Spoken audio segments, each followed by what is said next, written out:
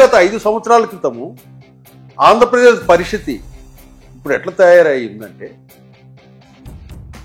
మనకు Israel Gaza యుద్ధాలు చూసామా, ఉక్రెయిన్ యుద్ధాలు చూసామా, ఆ దేశాలలో ఎంతైతే విధ్వంసం జరిగిందో అంతటి విధ్వంసం గత 5 సంవత్సరాల జగన్మోహన్ రెడ్డి పాలనలో ఆంధ్రప్రదేశ్లో జరిగింది.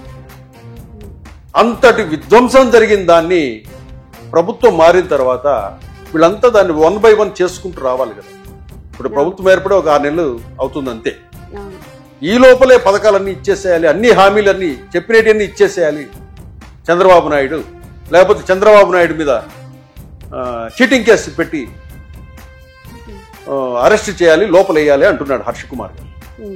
అంటే ఇక్కడ ఇదే మాట గత 5 సంవత్సరాల క్రితం జగన్మోహన్ రెడ్డి చెప్పిన హామీలు ఉన్నాయి కదా, మద్యపాన నిషేధం, ఇట్లా కొన్ని సిపిఎస్ రద్దు, ఇవన్నీ. అప్పుడు జగన్మోహన్ రెడ్డి ఏం చేయాలి? ఫస్ట్ అరెస్ట్ చేసేయాల్సి లోపలేయాల్సి జగన్మోహన్ రెడ్డినా కాదా? అవును సార్.